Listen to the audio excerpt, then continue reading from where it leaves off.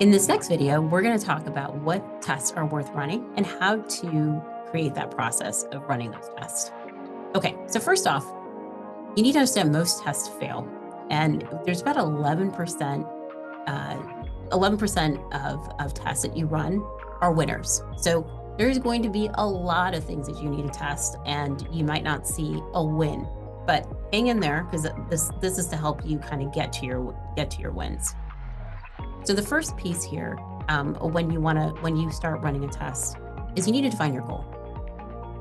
And the way web experimentation or any experimentation is, first you really do need to understand that customer data and understand your customer journeys. So if you have a really good understanding of how customers are getting to your website, how they're going through the customer journey across your site, that's really, really going to help you, because then that's going to help you define your goal. What are you trying to do? What are you trying to optimize for? Are you trying to optimize signups? You see clicks and purchases? And then you can actually set a primary metric. So you're thinking about, it might be conversion rate, like increasing your conversion rate. It might be click-through rate. It might be engagement across your website. But before you even get to that step one, know your customer, know the data, and understand the journey that customer has across your website. And you can use other tools like heat mapping or session replays to really get the qualitative and the quantitative understandings as well. But step one, define your goal. What are you really trying to do? What are you trying to achieve with this test? Step two, you want to choose one variable to test. I think you can actually get to two things that you might want to change on a website page, for example. You don't want to do a redesign, because then your results will become directional and the results will not be as clear on what actually drove the impact. So testing one change at a time. So think about CTA color, think about your headlines, think about your hero copy that you have. Those are all great examples of one variable. It might be changing the copy and then maybe changing your CTA. That's plenty. And then you'll start to see how that did compared to your control. Step three, you want to set up the test properly.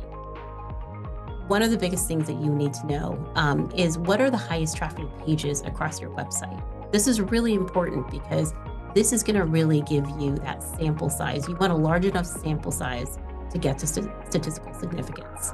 So understanding which pages that your customer is going to is really, really important. And then you're going to run that test until you reach 95% confidence level.